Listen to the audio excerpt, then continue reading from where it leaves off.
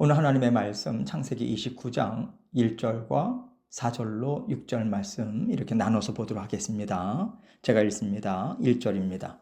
야곱이 길을 떠나 동방 사람의 땅에 이르러. 4절부터 봅니다. 야곱이 그들에게 이르되 내 형제여 어디서 왔느냐? 그들이 이르되 하란에서 왔노라. 야곱이 그들에게 이르되 너희가 나홀의 손자 라반을 아느냐? 그들이 이르되 아노라. 야곱이 그들에게 이르되 그가 평안하냐? 이르되 평안하니라. 그의 딸 라헬이 지금 양을 몰고 오느니라. 아멘. 하나님께서 야곱을 베델에서 만나 주시고 언약의 말씀을 직접 전해 주셨습니다. 그 약속의 말씀을 통해서 하나님을 알고 하나님이 주시는 인생이 무엇인지를 깨달아 알도록 야곱을 인도하겠다는 하나님의 뜻이 분명하게 있었어요. 그러나 아마도 야곱은요, 하나님의 약속의 말씀을 듣고, 그래, 내가 하란 땅에 가서 아내도 없고 잠시 동안 피신해 있다가 다시 돌아가서 장자로 살게 되겠구나. 이런 기대감으로 씩씩하게 베델에서부터 하란 땅으로 출발했을지도 모릅니다. 왜냐하면 하나님께서 주신 약속의 말씀이 무엇인지를 한 번에 제대로 다 이해할 수는 없거든요. 오히려 처음에는 하나님께서 주신 구원의 복을 세상의 복으로 생각하면서 살아가는 경우가 대부분입니다. 믿음이 자라나면서 하나님에 대해서도 알고 구원받은 삶이 무엇인지도 알면서 하나님과의 관계도 달라지고 또 우리가 사는 삶을 바라보는 시각도 바뀌는 거거든요. 점점 더 영의 사람, 하나님의 사람, 말씀의 사람으로 바뀌어져 가는 거죠. 그래서 야곱이 베델에서 하나님으로부터 내가 너와 함께 할 것이라는 말씀을 받고 나서 힘있게 출발했다. 이것은요, 약속의 말씀을 제대로 믿는 믿음이 있었기 때문이라고 보기보다는 야곱 나름대로, 그래, 내가 이제 하란에 가면 모든 일이 다 잘 풀릴 거야. 이런 인간적인 확신을 얻고 담대한 마음으로 출발했을 거라고 생각할 수 있습니다. 이렇게 출발한 야곱을 하나님께서 진정한 믿음의 사람이 되게 하는 과정이 앞으로 쭉 펼쳐질 건데요. 야곱의 인생을 통해서 우리의 속사람을 들여다볼 수 있는 계기가 되고요. 또 사실 우리가 야곱과 얼마나 닮았는가 이것을 발견해가는 과정이 우리에게 있다고 생각해요. 하나님께서는요, 우리에게 속이는 자 야곱이 알고 보면 너희와 그렇게 멀리 떨어진 사람이 아니다. 이 말씀을 주고 싶어 하신다고 생각합니다. 겉으로 드러나는 우리의 삶의 모습은요, 야곱과 많이 다를 수 있어요. 그러나 뿌리로 들어가 보면 사실은 육신의 욕망이 있거든요. 이 육신의 욕망을 우리가 얼만큼 많이 깨닫고 또 얼만큼 깨어서 하나님의 말씀으로 다스리느냐. 이것이 많은 차이를 줄 수 있다는 것을 사실 하나님은 우리에게 보여주고 싶어 하신다고 생각합니다.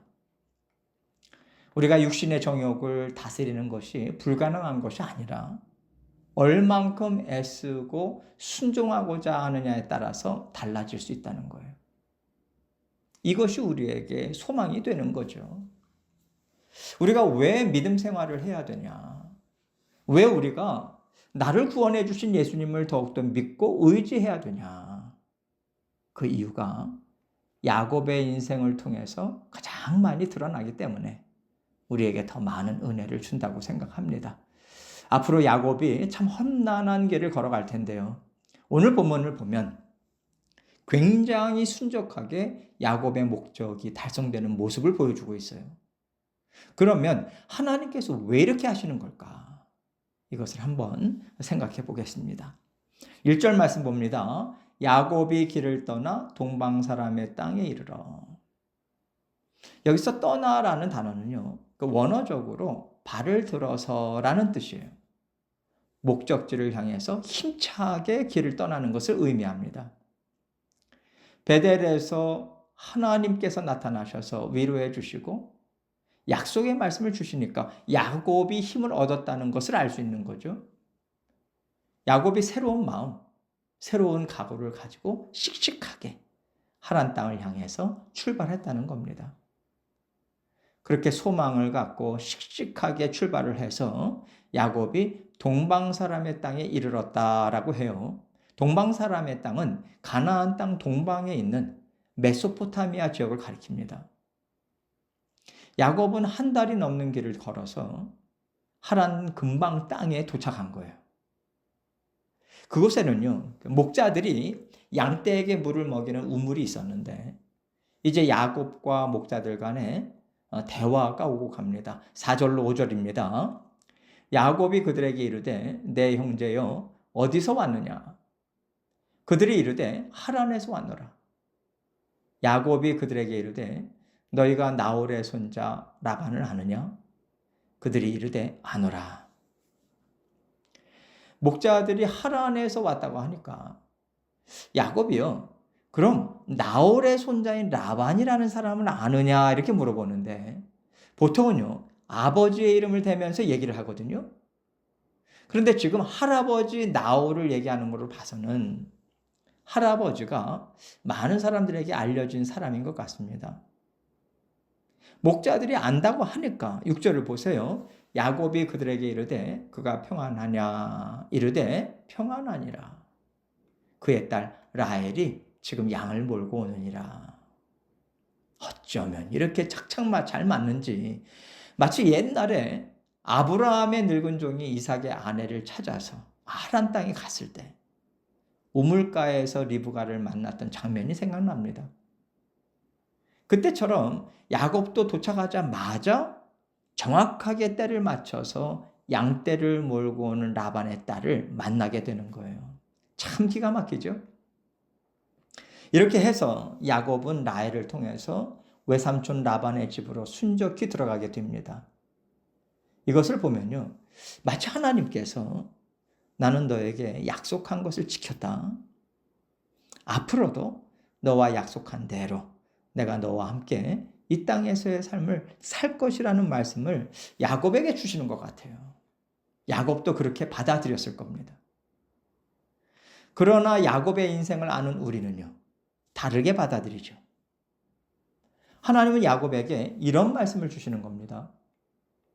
지금부터 너가 이 집에서 살면서 겪게 되는 모든 일들은 내가 너와 함께 맺은 약속을 이루는 과정이야. 너는 이 과정을 내 허락 없이는 빠져나올 수도 없고 피할 길도 없을 거야. 너는 이 과정을 통해서 내 자녀로 만들어질 것이고 그때에서야 내가 너와 함께 이룬 것이 무엇인지를 너는 보게 될 것이다. 우리가 알다시피 이제부터 야곱의 기대와는 전혀 다른 인생이 펼쳐집니다.